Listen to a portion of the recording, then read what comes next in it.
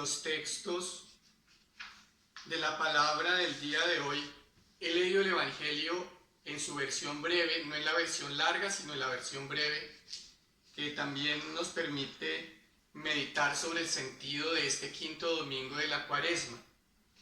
Pero quisiera que miráramos los textos a la luz precisamente de la Cuaresma. ¿Por qué leemos el texto de Lázaro el día de hoy en el quinto domingo de la Cuaresma? ¿Por qué no leemos otro? ¿Por qué leemos también los textos que hemos leído? Estamos en el ciclo en el ciclo 1 del año litúrgico, y por eso durante todo este año estamos leyendo los textos del Evangelio de San Mateo. Sin embargo, en estos domingos, en esos 3 domingos del ciclo A, reemplazamos los textos del Evangelio de San Mateo e incluimos los textos del Evangelio de San Juan. 3 textos significativos para poder meditar sobre el sentido de este año litúrgico en el tiempo de la Cuaresma.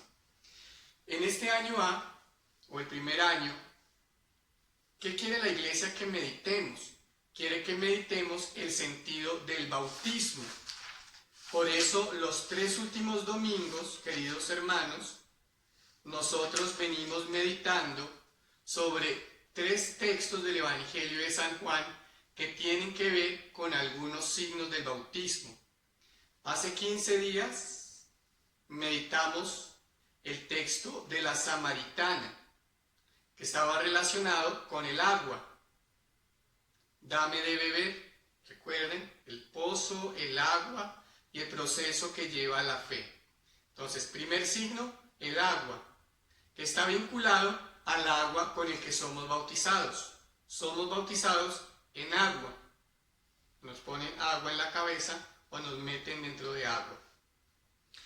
El domingo pasado meditábamos sobre el ciego de nacimiento.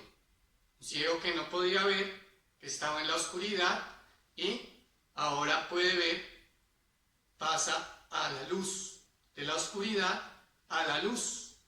Entonces recordemos también que en el bautismo está el signo de la luz, del cirio pascual, de donde se toma la luz y se le entrega a los padres y padrinos y se les dice: esta es la luz de Cristo, recíbanla. Ustedes están encargados de alimentar esa luz para que sus hijos no anden en tinieblas. El agua, la luz, y hoy tenemos el tercer signo, que es el signo que está en una dicotomía o en una relación entre la muerte y la vida. Lo que nos invita a meditar la Iglesia en el día de hoy es precisamente ese paso de la muerte a la vida, que en primer lugar nos da el bautismo, pero que también vamos haciendo realidad a lo largo de nuestra vida. Es decir, inicia en el bautismo, pero se va extendiendo a lo largo de toda la vida.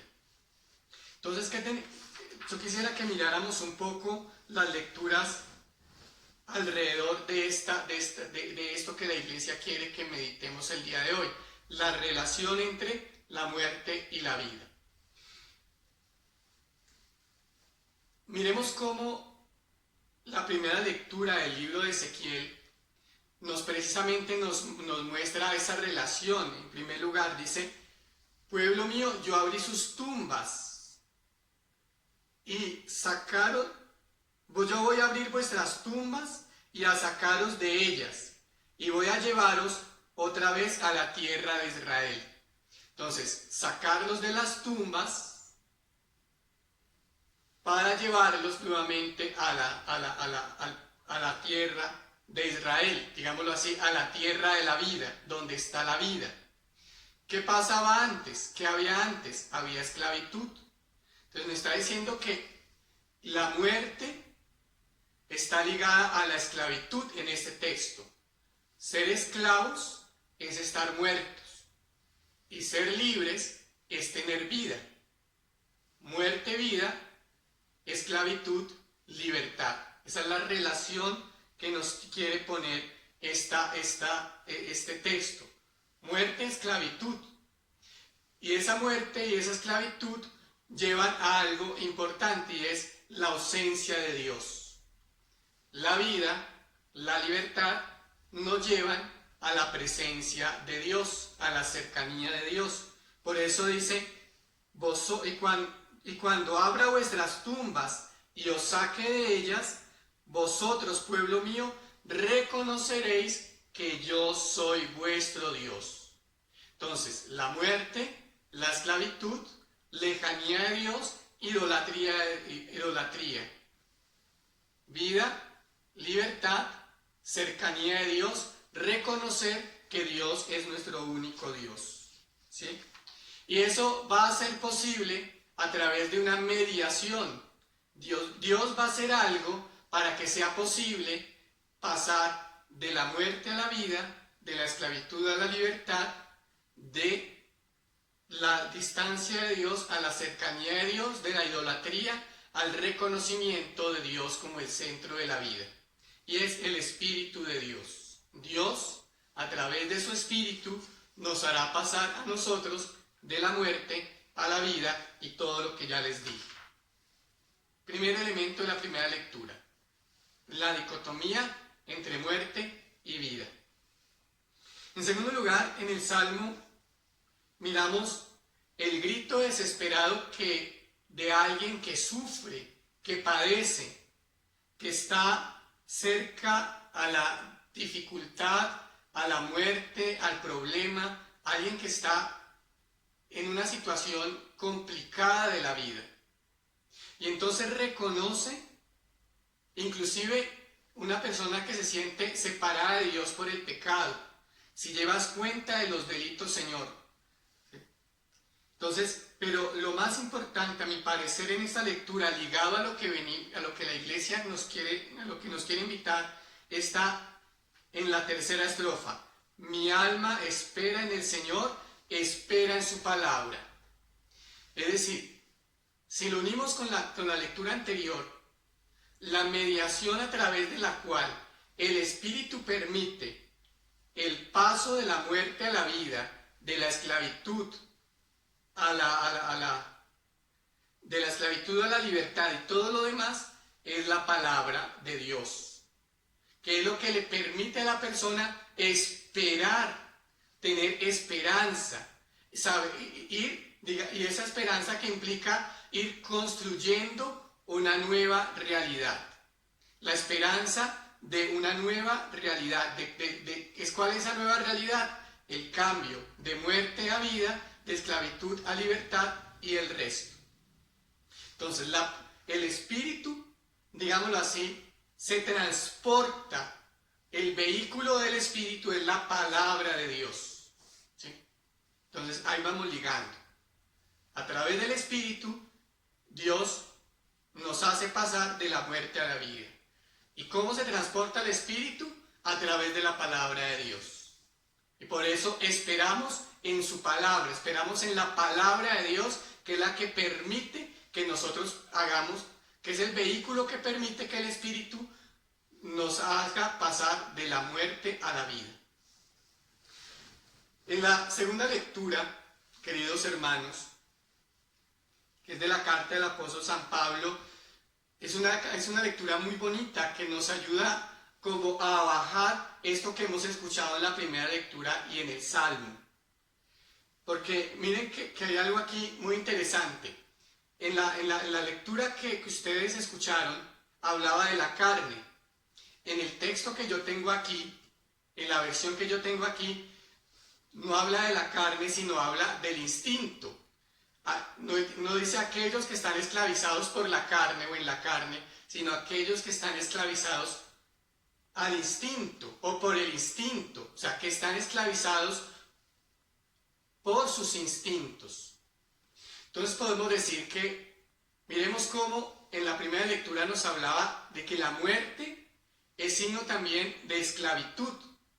Y aquí en la segunda lectura nos está diciendo y nos está aclarando que esa esclavitud es la de los instintos. ¿Sí?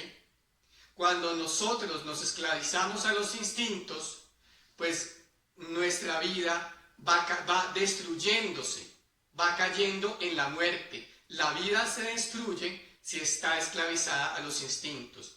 Y por eso hay una virtud cristiana que es la del dominio de sí, o el control de lo que llamamos nosotros las pasiones o los instintos, ¿sí? Porque cuando no se controlan las pasiones, cuando no se controlan los instintos, pues la vida los instintos o las pasiones la van controlando y la vida se va destruyendo. Pensemos nosotros, este es un ejemplo que yo siempre pongo, pensemos nosotros que todos nosotros tenemos instintos o pasiones que se expresan a través de los sentidos, ¿sí? Digamos que el sentido, lo externo, el sentido externo es el vehículo que transporta nuestras pasiones o nuestros instintos. Y eso que se expresa es, si yo no controlo el instinto, la parte interior, pues eso se va a expresar en un descontrol de mis sentidos. El descontrol de los instintos, de las pasiones, se expresa en un descontrol de los sentidos. De manera especial, ¿cuáles sentidos? El oído, la vista, el habla y el tacto. Son los 5 sentidos que expresan, ¿sí?, nuestras pasiones o nuestros instintos. Yo no sé si ustedes han visto, queridos hermanos, que hay señores, también hay señoras, lo que pasa es que lo disimulan más, ¿sí? Señores, que pasa una señora y entonces su cabeza parece máquina, de esas antiguas máquinas de escribir. Que apenas pasa la señora, giran la cabeza y tienen que mirar lo que mira, y lo que mira un hombre en general, y lo que mira también a veces una mujer. Entonces, y pueden ir con su esposo, y esa es una de las críticas de las señoras. Oiga, pero ¿por qué va conmigo y tiene que andar mirando a otras? Y él le dice, pero es que no me puedo controlar. No puede controlar la pasión o el instinto que se expresa en la vista, en la visión. Otras personas no pueden controlar lo que escuchan. Entonces, cada vez que alguien está hablando algo, tienen que acercarse sin control a escuchar lo que esas otras personas están hablando. Y no sé, yo creo que a ustedes muchas veces les ha pasado que están hablando con alguna persona, algo así como un poco privado, y llega otra y ve que uno está hablando algo como privado, y en lugar de retirarse, se queda ahí como mirando a ver si puede participar de la conversación, hasta que uno tiene que parar y decirle, no, mira, qué pena, es que estamos aquí hablando algo como privado, puedes esperarme un momento, puedes retirarte un momento mientras que terminamos aquí. Es como el impulso, el deseo de tener que escuchar todo lo que yo quiero escuchar. No tengo control sobre el sentido de mi oído. Otra de la cual se queja mucha gente, y es la falta de control en el instinto del habla. Y eso es lo que llamamos a veces imprudencia. Hay personas que tienen que hablar y hablar y hablar y hablar y necesitan hablar y hablar. Y así no tengan nada que decir, tienen que decir algo. Porque si no se sienten menos, se sienten retraídos, no se sienten bien. Y a veces no solamente es la falta de control al hablar, sino la falta de control en aquello que yo debo hablar. Por eso hay gente que habla de más. Y después dice, ay, qué pena, yo no debía haber dicho eso. ¿Por qué esa reacción? Yo no debía haber dicho eso.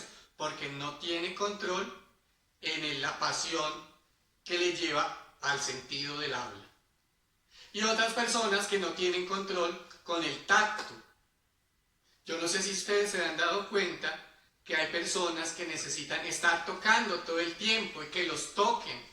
Y entonces si no le dan un abrazo, si no lo tocan, se siente mal, se siente triste y no me tocó. Y entonces andan tocando y cogen y agarran y todo el tiempo tienen que estar tocando a alguien.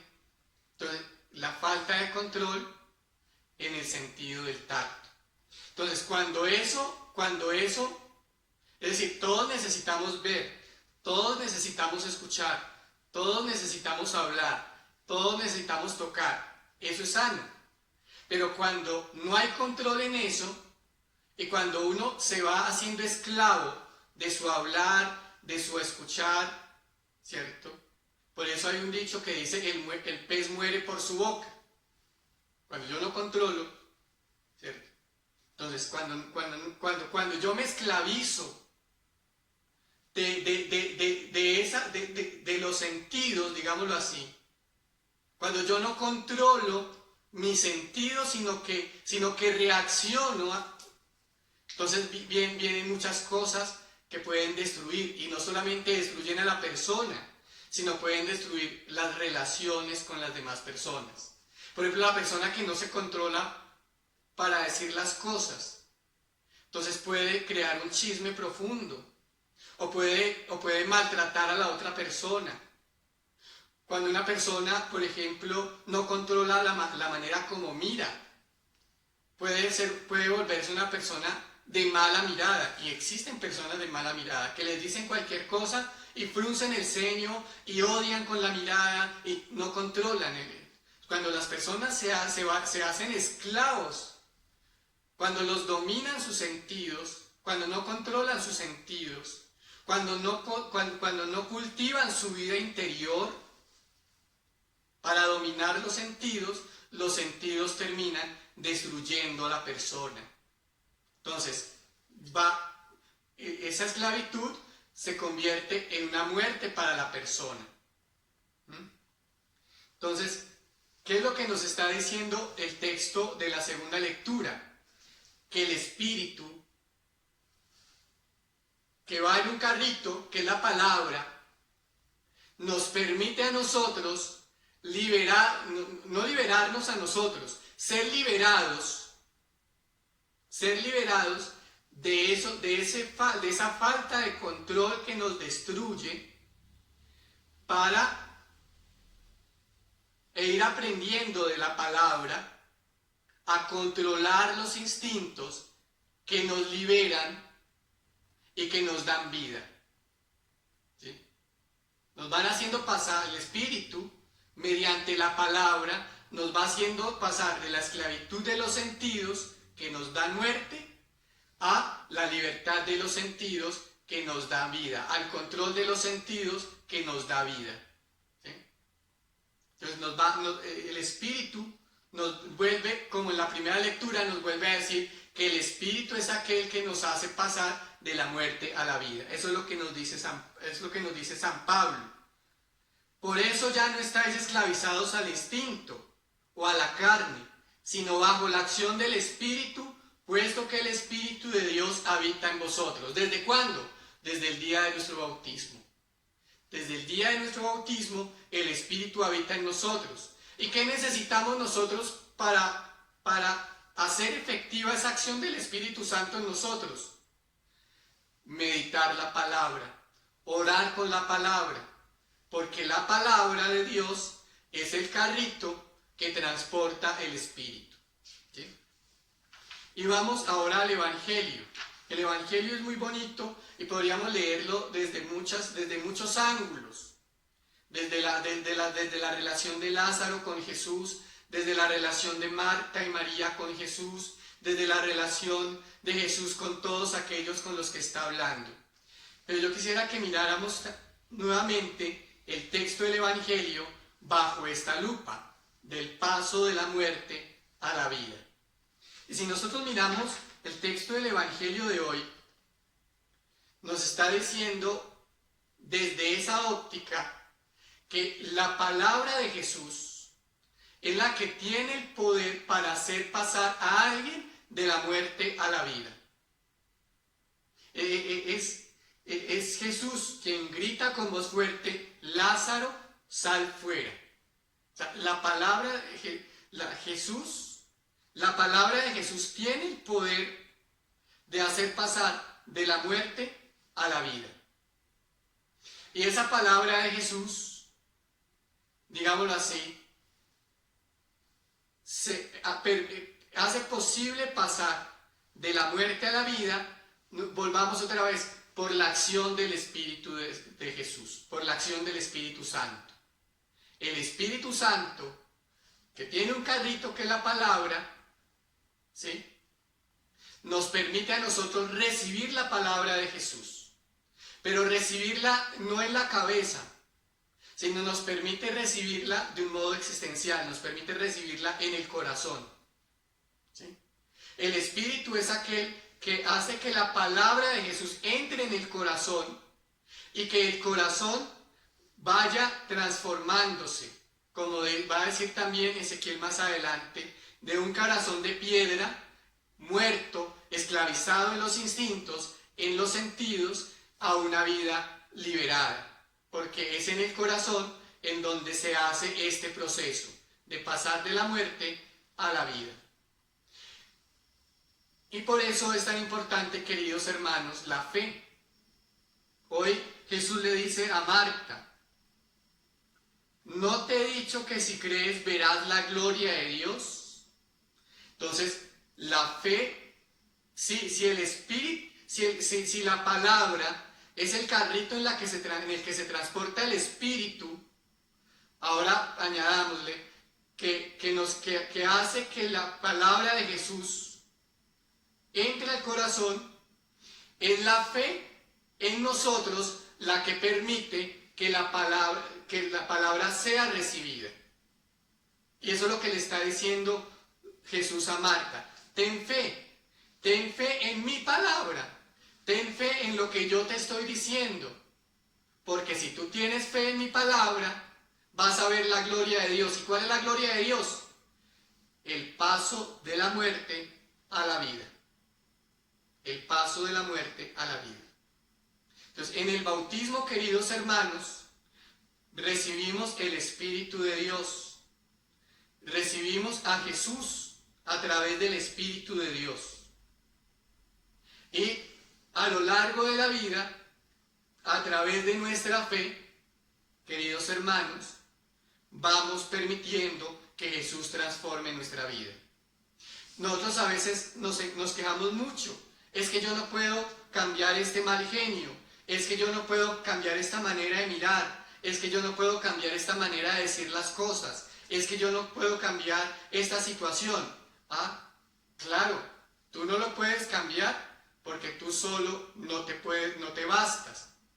Pero si tú le permites a Jesús entrar en tu corazón y vas trabajando en eso, haciendo el proceso progresivo, y vas orando con la palabra, y vas meditando la palabra, personalmente o en comunidad, con la familia o con otros, pues el Señor te va ayudando, te va permitiendo cambiar, transformar, te va haciendo pasar de la muerte a la vida, te va haciendo pasar de la esclavitud a la libertad, te va haciendo pasar de la lejanía de Dios a la cercanía de Dios.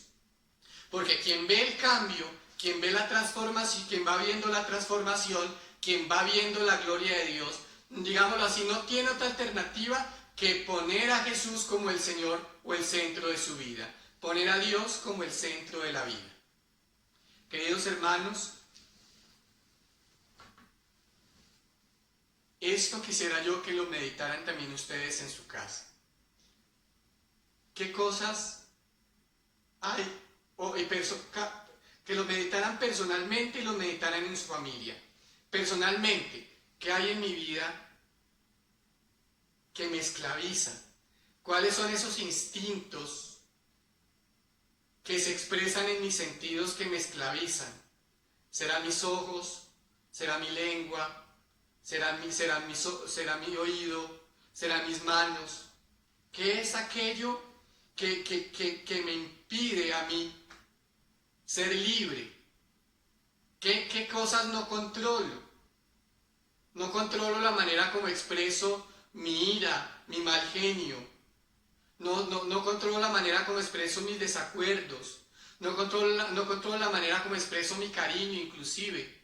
Hay personas que aman, que quieren, pero no saben expresar ese cariño y lo expresan de un modo negativo, lo expresan de un modo inadecuado. ¿Qué hay en mi vida que me esclaviza y que me daña o que daña a otros? Y también en la familia, poder conversar esto en la familia, entre nosotros, ¿qué hay? Que no hablamos, nos dañamos porque no sabemos hablar. ¿Qué hay en nuestra familia que nos daña? Que eres violento, que eres violenta, que no controlas la mano porque pegas, que no controlas las palabras porque eres dura o duro con tus palabras, que no controlas esa forma de mirar, que no controlas sus reacciones, y eso nos ha maltratado como familia, nos ha dañado, nos ha distanciado, nos ha dividido. ¿Qué esclavitudes hay en la vida de nuestra familia que nos va ocasionando la muerte lenta o rápida de nuestra familia? Y yo quisiera que en un momento de silencio cada uno le pidiera al Señor: Señor, libérame de mis esclavitudes, dale vida a todo aquello que hay muerto en mí, como diste vida a Lázaro. Señor, transforma mis instintos, ayúdame a controlarlos, para que yo, libre de ellos, pueda ser no solamente una mejor persona, sino también un mejor cristiano. Tomémonos unos segundos de silencio para orar al Señor, para pedirle al Señor esto que hemos meditado.